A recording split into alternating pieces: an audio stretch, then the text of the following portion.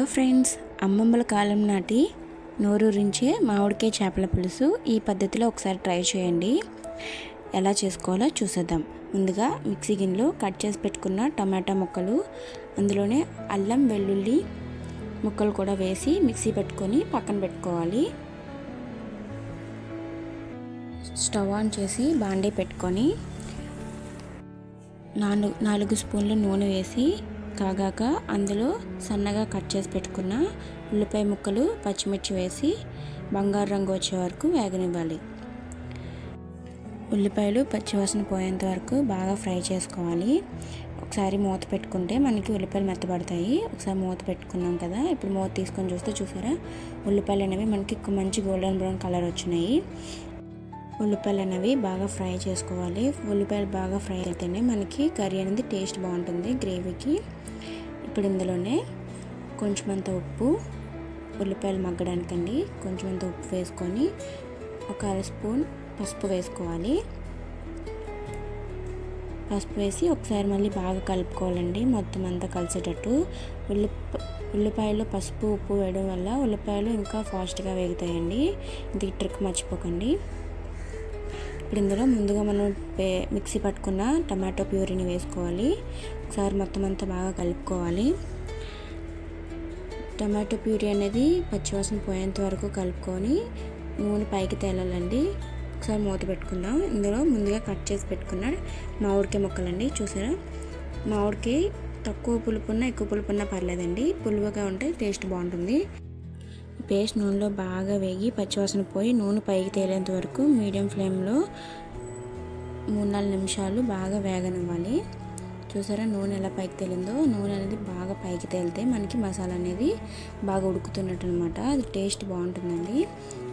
మసాలాలంతా మళ్ళీ ఒకసారి మొత్తం కలుపుకోవాలి.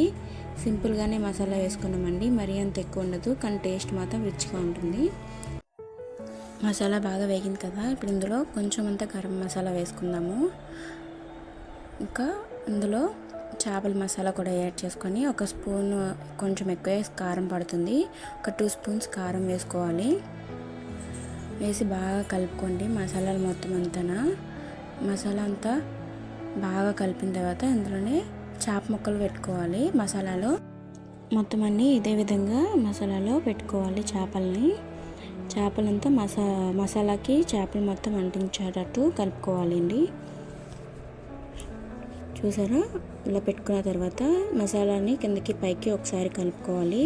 ఎక్కువ కలుపుకోవద్దు, ముక్కలనే విరిగే ఛాన్స్ ఉంటుంది కాబట్టి కిందకి పైకి స్లోగా కలుపుకుంటూ మసాలా మొత్తం కలిసేటట్టు ముక్కలకి కలుపుకోవాలి. ఇందులోనే కొన్ని నీళ్లు పోసుకొని ఒకసారి మసాలా మొత్తం నీళ్ళలో కలిసేటట్టు కలుపుకోవాలి. ఇందులో కొన్ని నీళ్లు యాడ్ చేసుకోవాలి. ఒకసారి బాగా కలుపుకుందాము మసాలా మొత్తం ముక్కలకి పట్టేటట్టు. చూసారా, ఇలా కలుపుకున్న తర్వాత ఇందులో కట్ చేసి పెట్టుకున్నాం కదా ముందుగా మనం మామిడికాయ ముక్కల్ని వేసుకోవాలి. కట్ చేసి పెట్టుకున్న మామిడికాయ ముక్కలు వేసి ఒకసారి మళ్ళీ బాగా కలుపుకుందాము మసాలా పట్టేంత వరకు. ఇందులో మరికొన్ని నీళ్ళు యాడ్ చేసుకొని కలుపుకోవాలి. మన గ్రేవీ ఎంత చిక్కదనంతో అయితే కావాలో అంత వాటర్ యాడ్ చేసుకుంటూ కలుపుకోవాలి. బాగా ముక్కలన్నీ ములిగేటట్టు కొంచెం వాటర్ పోసుకున్నాం కదా, ఒకసారి మూత పెట్టి ఉడకనిద్దాము. మూత తీసి చూసారా నూనె అంతా పైకి తేలి ఎలా ఉడుకుతుందో. ఇప్పుడు ఒకసారి కలుపుకొని స్లోగానే ఇందులో చిన్న నిమ్మపండు సైజ్ అంతా చింతపండుని తీసుకొని బాగా రసం అంతా పిండి పక్కకు పెట్టుకోవాలి. ఇప్పుడు రసాన్ని కొంచెం అంతా పోసుకుందాము. గిన్నెలో తీసుకొని చింతపండు రసాన్ని వేసి మళ్ళీ ఒకసారి బాగా కలుపుకుందాము.